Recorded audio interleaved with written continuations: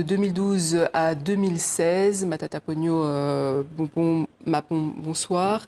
Bonsoir. Vous venez de sortir un nouveau livre, La bataille pour la stabilité du taux de change dans un pays en développement. On y reviendra, mais d'abord, difficile de passer à côté de l'actualité. Vous étiez Premier ministre lors de la prise de Goma par le M23 en 2012. À l'époque, ils étaient restés quelques jours à Goma. Que faudrait-il faire cette fois-ci pour mettre un terme à ce conflit? Merci beaucoup, madame, de m'avoir invité à ce journal.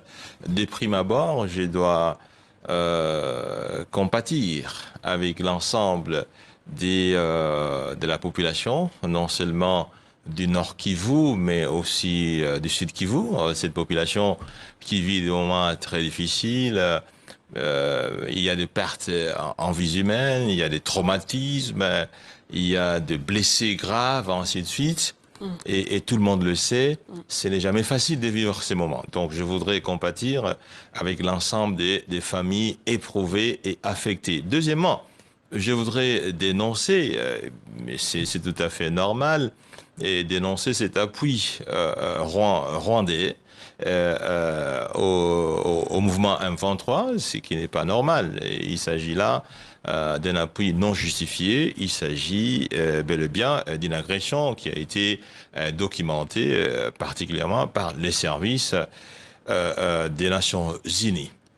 Situation que vous connaissez, que vous avez connue. Situation que feriez-vous à la place des autorités congolaises aujourd'hui? Écoutez, ce que nous avons fait en 2012, juste un mois après que je sois nommé Premier ministre, je suis allé à Bunagana et nous avons pu échanger avec les FARDC, les militaires qui étaient là, et nous avons pris en compte leurs desiderata. En fait, en effet, il s'agissait d'un déficit des gouvernances et un déficit des leadership. C'est-à-dire exactement concrètement? Et concrètement, ce que les militaires n'avaient pas ce qu'il fallait en termes logistiques, en termes d'armement, en termes des munitions, en termes des stratégies, en termes des renseignements. Et aujourd'hui, c'est sans doute mais ça, je ne sais pas. Mais je vous dis ce que nous avons vécu. Et en termes de leadership, il y avait aussi besoin d'une gouvernance qui pouvait communiquer avec les troupes pour pouvoir amener la bataille. Et c'est ce que nous avons fait en 2012 et en 2013. Vous avez dialogué avec le M23 par exemple? Écoutez, ça, c'est un problème qu'il faut pouvoir examiner globalement. Mais je pense qu'aujourd'hui, il y a une initiative qui a été faite par l'Église catholique au travers la SENCO et l'Église protestante à travers l'ECC, et qui a vu le chef de l'État et qui nous a vu nous-mêmes, qui a vu d'autres opposants, qui a vu même l'opposition militaire, donc le M23. Mais un dialogue direct entre les autorités de Kinshasa et le M23? Bon, moi je pense qu'il faut plutôt inscrire ça dans l'initiative globale de l'Église catholique et de l'Église protestante, parce qu'en fait, ils prônent un processus de paix au profit de l'ensemble du pays. Et moi, je crois que notre parti, les LGD et alliés, qui a été consulté par l'Église catholique et l'Église protestante, nous avons dit que nous étions favorables à cette initiative de paix, à cette initiative de dialogue. Dans tous les cas, madame, à défaut d'une solution militaire, il n'y a que la solution pacifique, celle qui passe par les dialogues. Alors, on a entendu le président Tshisekedi accuser son prédécesseur, Joseph Kabila, d'être derrière la rébellion du M23 AFC. Vous qui avez été le Premier ministre de Kabila, que pensez-vous de ces accusations? Bon, écoutez, je n'ai pas l'exactitude des informations qui dispose le président Tshisekedi pour pouvoir affirmer ce qu'il a dit, et je serais mal placé pour pouvoir donner un avis parce que je ne dispose pas des éléments. Moi, je suis dans l'opposition et je ne suis pas dans l'administration publique, je ne suis pas dans le gouvernement actuel pour savoir quels sont les éléments à sa disposition pour pouvoir affirmer une telle thèse. Donc, je suis mal placé pour donner un point de vue. On va revenir sur votre livre. Pourquoi ce choix du thème, la stabilité du taux de change? Écoutez, madame, vous savez, le taux d'échange confère le pouvoir d'achat. Le taux d'inflation confère le pouvoir d'achat. Le taux d'échange, en fait, c'est la valeur externe de la monnaie nationale. Et les taux d'inflation impliquent le pouvoir d'achat des biens à l'intérieur du pays. Et ce qui s'est passé, c'est que de 2010 jusqu'en 2012, j'étais ministre des Finances, j'ai stabilisé les taux d'échange. C'est ce que vous affirmez aux environs à la de couverture. 900. Comment j'ai stabilisé le franc congolais pendant 7 ans, Voilà. 2010 et 2016. De 2010 en 2012, je suis ministre des Finances, les taux d'échange restaient stables. De 2012 à 2016, je suis Premier ministre, le taux d'échange restait stable. Et comment Pendant 7 ans, il est resté stable, il n'a pas bougé. Comment obtenir cette stabilité alors du taux de Et change? c'est ce que j'essaie de démontrer dans ces livres. Oui. D'abord, il y a des mécanismes théoriques, plusieurs théories. Il y a la théorie des quantitative de la monnaie, elle est très classique, qui permet d'équilibrer le flux monétaire et le flux réel.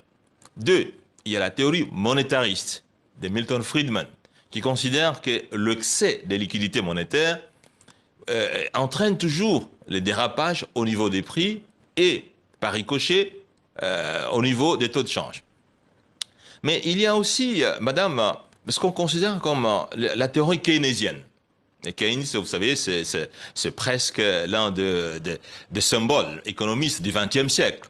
Il dit, attention, l'injection de liquidité monétaire, lorsqu'elle est bien utilisée, n'est pas amener l'inflation ou la dépréciation monétaire. C'est un peu une certaine nuance aux théories monétarisme friedmanien. Et nous n'avons pas fait la stabilité du taux d'échange pour la stabilité du taux de change. Nous avons pu utiliser cette stabilité du taux de change comme une sorte de fondation. Parce qu'en fait, la stabilité macroéconomique est considérée comme la fondation sur laquelle s'élève le mur de la prospérité. Donc pour le pouvoir d'achat, voilà. Mais quoi d'autre encore? Le pouvoir d'achat, mais il faut... Quels sont les avantages de cette stabilité? il faut la création des richesses. Il faut que la production augmente. Et là, nous sommes référés à des théories. Milton, la théorie des croissances économiques endogènes, la théorie des croissances économiques exogènes. Et là, nous avons mis un point important sur les capitaux humains, sur la connaissance, sur le professionnalisme. Et je pense que tous ces éléments, une fois combinés, nous ont permis de stabiliser la monnaie pendant 7 ans. Et ça, c'est exceptionnel. Et après cette période, que pensez-vous de la politique économique actuelle de Kinshasa? Écoutez, avant nous, oui, il y avait l'instabilité du taux de change. Mais après nous, il y a l'instabilité du taux de change. Mais qu'est-ce qu'il y a aujourd'hui? Comme je l'ai dit, nous avons appliqué des théories. Mais à toutes ces théories économiques, nous avons appuyé la théorie du leadership. Vous savez, la théorie du leadership, madame, c'est celle qui vise à pouvoir conduire, à faire face aux obstacles, à faire face aux sentiers battus. Et il faut absolument avoir des objectifs précis et avoir de la méthode et de la technique.